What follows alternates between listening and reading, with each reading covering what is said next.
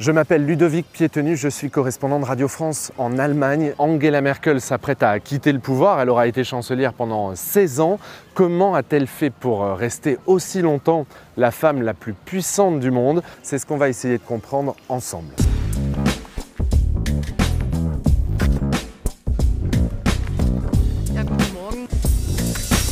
Une des qualités d'Angela Merkel, une des clés de son succès, je crois, c'est son adaptabilité, sa plasticité. C'est une scientifique, elle réfléchit toujours avant d'agir.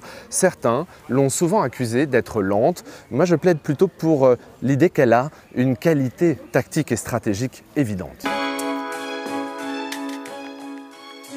Merkel ou l'éloge de la lenteur. Elle ne s'engage pas dans une direction si elle pense que ça n'est pas réalisable d'un point de vue juridique ou d'un point de vue politique, si elle n'a pas de majorité.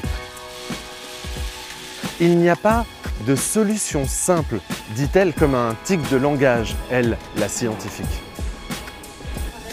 Et puis parfois, Merkel, c'est à se demander si elle prendra un jour une décision. Ça a été le cas jusqu'à l'an dernier, 2020.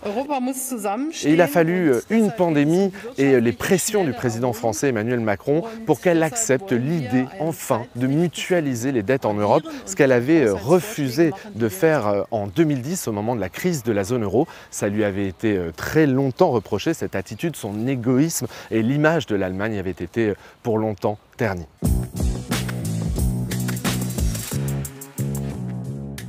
Angela Merkel est donc capable de changer d'avis. Et cette Merkel plastique, ça marche aussi dans l'autre sens, quand l'opinion publique l'y pousse. Ça a été le cas en 2017 pour l'adoption des mariages pour les couples de même sexe. Et puis avant, en 2011, au moment de la catastrophe de Fukushima, quand elle décide que le pays sortira du nucléaire.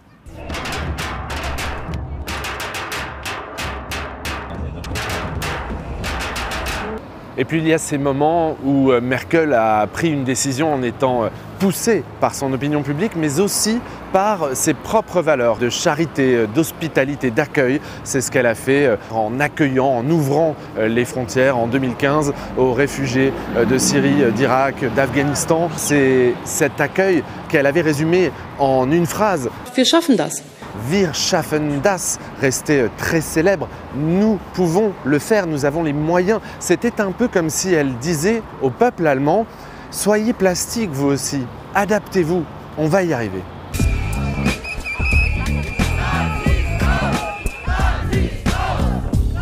On dit souvent que c'est cette dernière décision qui a fait exploser le score électoral de l'extrême droite en Allemagne, l'AfD, Alternative pour l'Allemagne.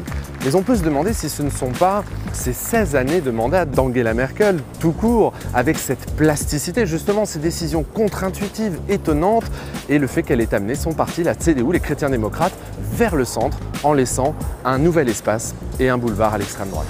Finalement, cette plasticité aura peut-être pour le pays des conséquences lourdes pour l'avenir.